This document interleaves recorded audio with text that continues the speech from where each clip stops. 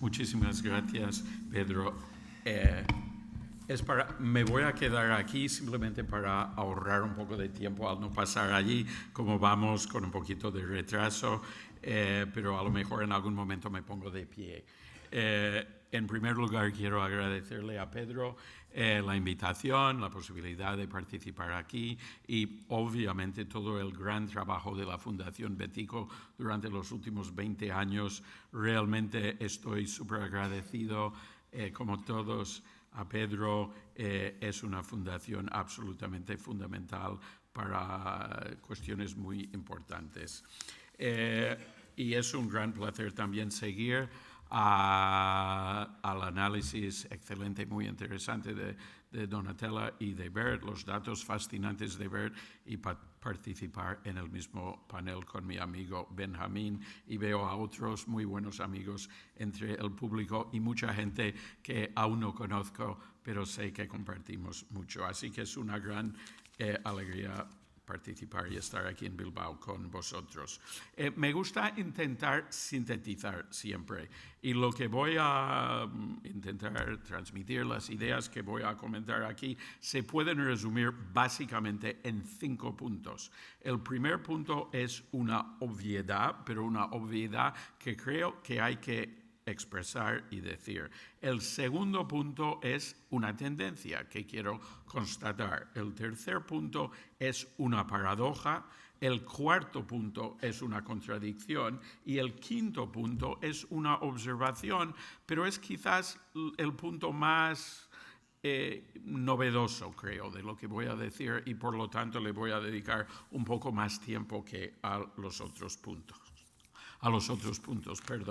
Primero, en cuanto a la obviedad.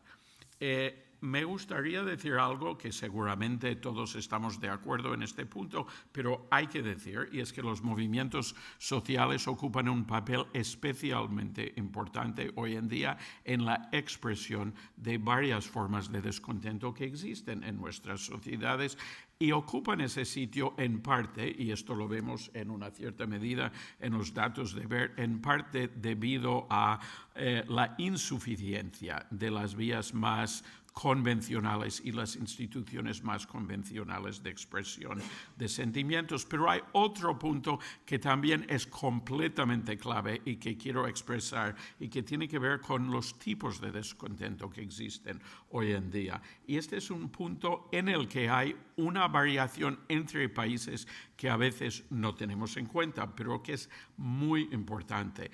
El tema tiene que ver con el tipo de descontento que va surgiendo en el mundo actual. Y ese descontento no tiene que ver solo con lo que los gobiernos, los estados, los sistemas políticos hacen de una forma activa y nueva, pero tiene que ver obviamente también con la propia economía, con la dinámica del capitalismo, pero la economía varía en sus efectos entre los países, y la variación más importante tiene que ver no solo con los efectos y la magnitud de los momentos de crisis cuando se producen. Las diferencias claves tienen que ver con los momentos de crecimiento, y este punto es absolutamente clave para entender lo que pasa en muchos países hoy en día.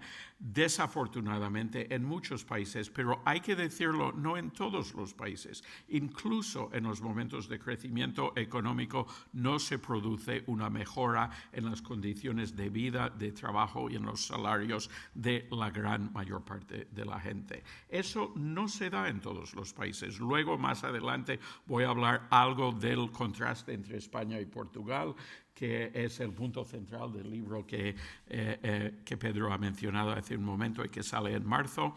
Pero también se puede hablar de otros muchos casos de contraste entre países, y dentro de España también, obviamente, hay contrastes entre diferentes comunidades, naciones, regiones, comunidades, llámense como se llamen dentro de España.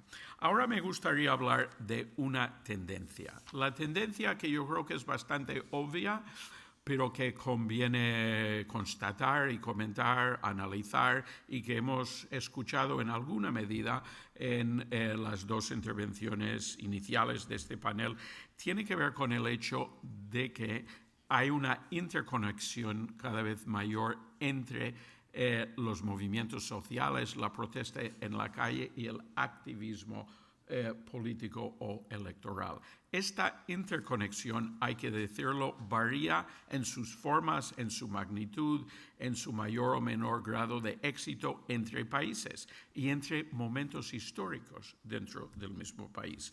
No se da en la misma medida en todos los países la tendencia de los movimientos sociales a intentar llegar al poder político mediante las elecciones, pero esa tendencia se está dando en muchos países de formas diferentes debidas a contrastes entre los países en sus estructuras institucionales, en sus culturas, en su realidad socioeconómica y en su demografía.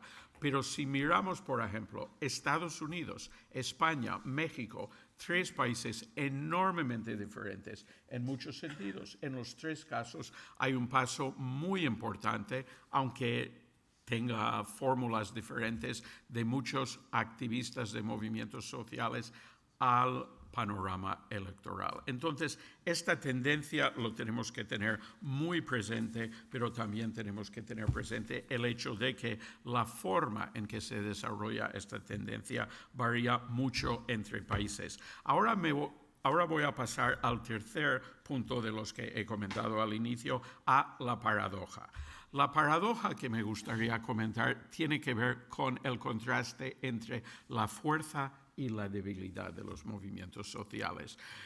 Me gustaría defender la idea de que los movimientos sociales hoy en día tienen mucha fuerza y también muchas veces mucha debilidad, y que la fuerza y la debilidad, que pueden ser simultáneas, tienen algo que ver la una con la otra. Y tiene mucho que ver este fenómeno, en mi opinión, con la gran permeabilidad de muchos movimientos sociales. En un movimiento social, la línea divisoria, la frontera entre los que están dentro y los que están fuera, muchas veces es muy difícil de dibujar, de establecer, de mantener, de construir. Muchas veces no se sabe quién está dentro y quién está fuera. Esto a los movimientos sociales muchas veces les da una gran fuerza, y les da una gran fuerza porque los movimientos sociales, cuando empiezan a despegar, sirven como una forma de recoger todo tipo de demandas sociales, de inquietudes y de descontento que existe en la sociedad. Aunque los líderes iniciales de un movimiento social no se den cuenta de todos los tipos de descontento que existen, esos tipos de descontento típicamente y muy rápidamente se desarrollan, se desembocan y acaban expresándose dentro de los movimientos sociales. Pero esa permeabilidad, esa falta de una frontera clara entre los movimientos y su contexto externo, también hace que a veces los que están dentro de los movimientos sociales se queden en algunos casos incómodos con la gran heterogeneidad de demandas y de formas de actuación que se dan dentro de los propios movimientos sociales. Los movimientos sociales son necesariamente heterogéneos. Esa heterogeneidad es una fuente de fuerza, pero a veces también de debilidad.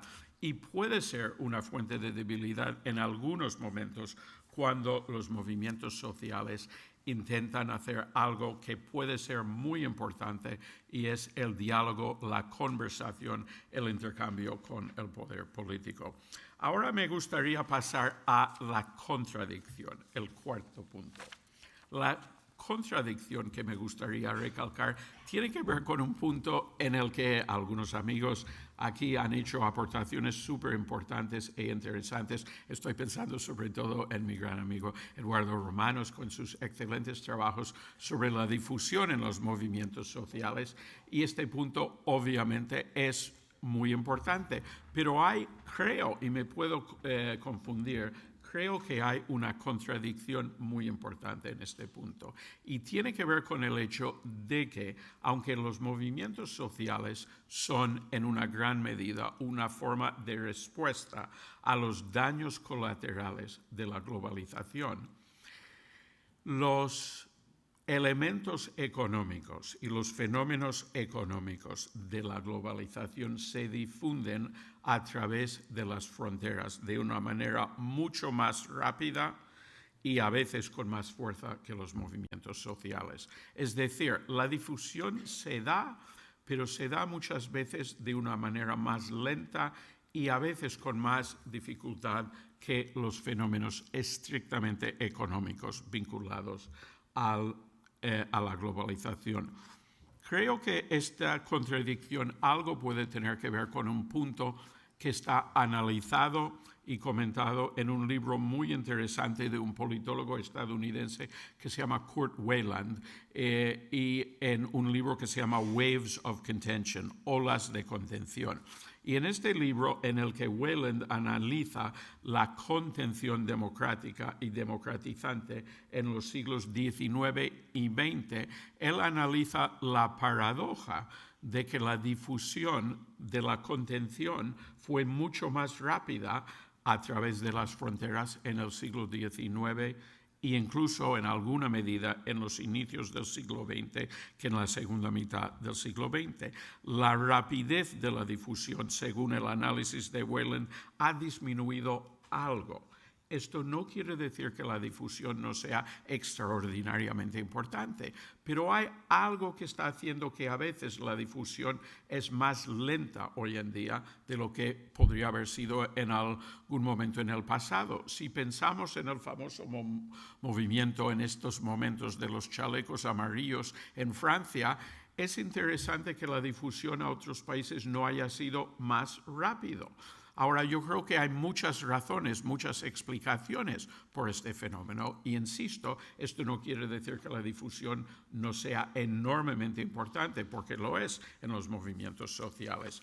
Pero las razones, las explicaciones que nos ayuden a entender por qué la difusión no es más rápida, algo tienen que ver con el quinto punto y el punto central que quiero comentar, que es la observación crítica o esencial sobre las diferencias entre unos países y otros países en las formas y el impacto de los intentos de los movimientos de influir en las decisiones del poder político.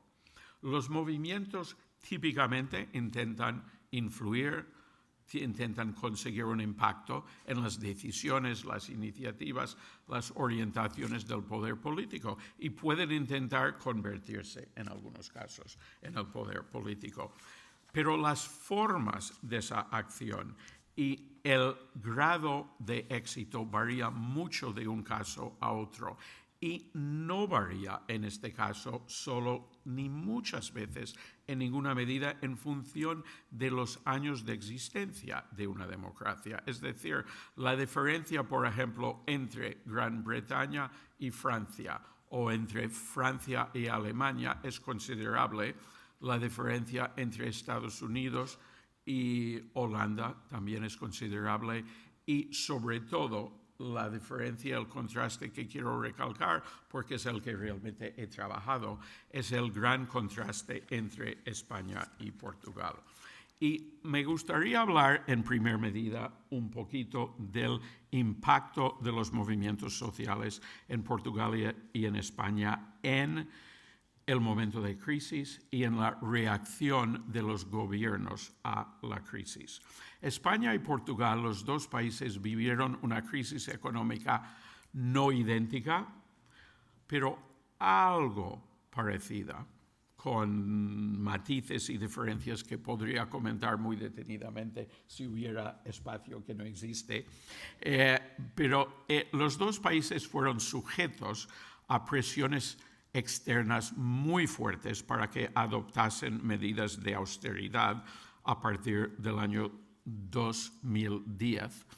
y la austeridad que tuvieron que adoptar, o a lo mejor no tuvieron que adoptar, pero que adoptaron a partir del año 2010, tuvo efectos graves en los dos países, consiguiendo que la crisis económica que había empezado en el año 2008 fuera más largo y más profundo que en los países que no tuvieron que adoptar o que no adoptaron medidas de austeridad. Presiones similares, una adopción de medidas de austeridad muy grave en los dos casos y una crisis que duró mucho más tiempo que en los países más exitosos en los dos casos. Pero en el efecto de las medidas de austeridad hay una gran diferencia entre España y Portugal. En España, durante todos los años de la crisis, la desigualdad aumentó. Y en Portugal pasó todo lo contrario. La desigualdad ha disminuido durante la crisis en Portugal.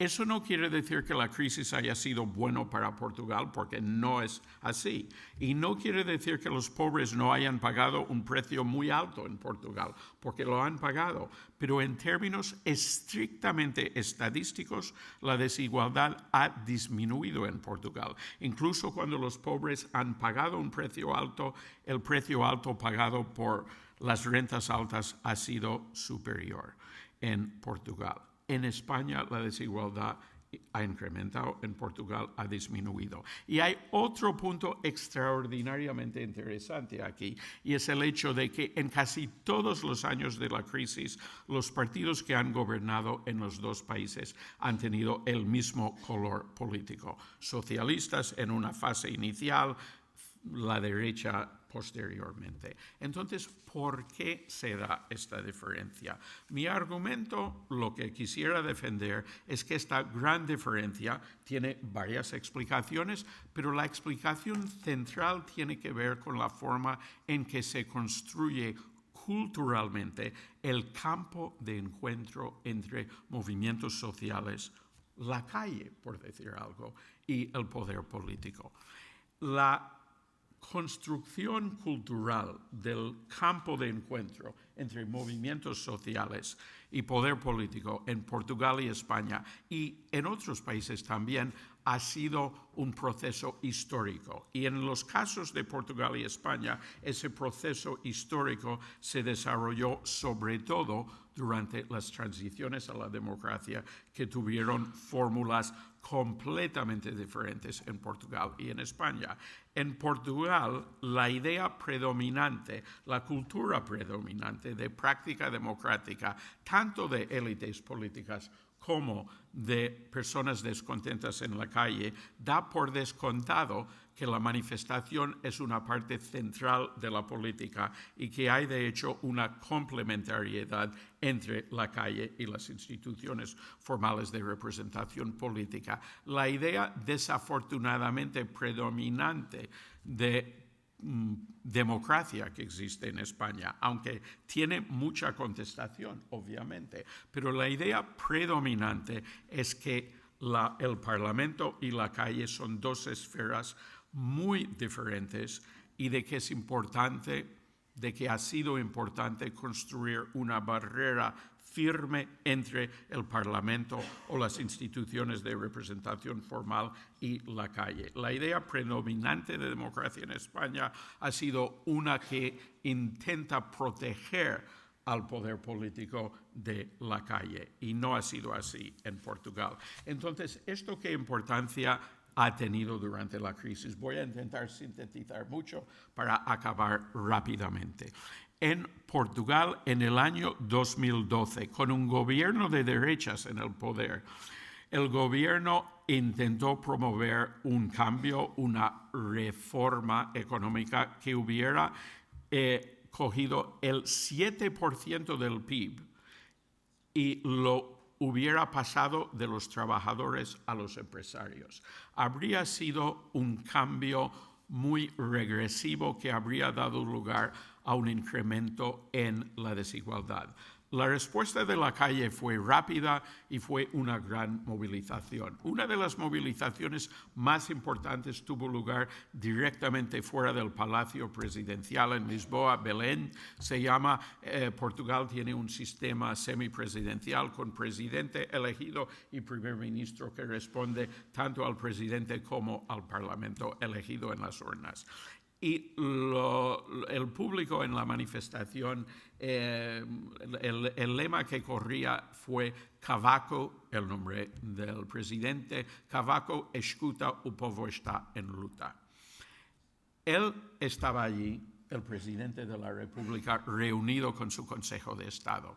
Al final de la reunión dijo Cavaco: hay que oír la voz del pueblo. El primer ministro, también de derechas, Paso Coelho, que había querido implementar esta medida muy regresiva, dijo: no podemos ser sordos y mudos. Echaron abajo el plan que tenían encima de la mesa, no se llevó a cabo. E incluso en Portugal, en toda la época de la crisis, gobernando izquierda y derecha, se disminuye la desigualdad, no porque el gobierno no hubiera pensado en unas medidas que habrían dado otro resultado, pero porque los gobiernos en Portugal típicamente, puede haber momentos de excepción, pero típicamente entienden la democracia de una forma que da por sentado la complementariedad entre formas de expresión en la calle y las instituciones formales. Todo lo contrario en España, entre muchos actores de una relevancia central. En el año 2012 también hubo manifestaciones masivas muy cerca de centros de poder como el Parlamento en Madrid. Todo el esfuerzo del poder fue de mantener los manifestantes a gran distancia y la respuesta principal del poder político en ese momento a las manifestaciones fue lo que se suele llamar la ley Mordaza, un intento de criminalizar la protesta política. Dos respuestas muy diferentes, dos países con democracias establecidas en casi el mismo momento, pero mediante procesos históricos muy diferentes que dieron lugar a la construcción cultural muy diferente del campo de encuentro entre las manifestaciones en la calle y el poder político. Ahora, para resumir y para concluir, simplemente me gustaría decir que los movimientos sociales muchas veces intentan promover el cambio cultural. Hemos escuchado algo sobre este tema en la intervención inicial brillante de Donatella de la Porta y estoy plenamente de acuerdo que los movimientos y la protesta a veces consiguen cambiar la cultura y muchas veces intentan cambiar la cultura. Pero desafortunadamente los intentos de los movimientos de cambiar la cultura a veces dan lugar a las contrarrevoluciones culturales y a respuestas negativas de muchos sectores de la población. No es fácil conseguir cambiar la cultura dominante de todo un sistema político. Esa es la gran aspiración de los que quieren conseguir la hegemonía, pero es una aspiración difícil de conseguir. Entonces, simplemente me gustaría acabar diciendo que sigue habiendo diferencias muy importantes entre los países, son diferencias de instituciones, pero también de culturas. Las culturas en alguna medida cambian y se pueden intentar cambiar, pero no es fácil el trabajo y el intento de cambio cultural. El futuro tiene muchos retos, pero también muchos interrogantes, y uno de los puntos que va a ser central en establecer las condiciones para nuestro futuro va a ser la capacidad mayor o menor de los movimientos sociales y sus aliados dentro de las instituciones para cambiar las culturas dominantes de los países que han intentado reducir el espacio legítimo de expresión de sentimientos de los ciudadanos. Muchas gracias.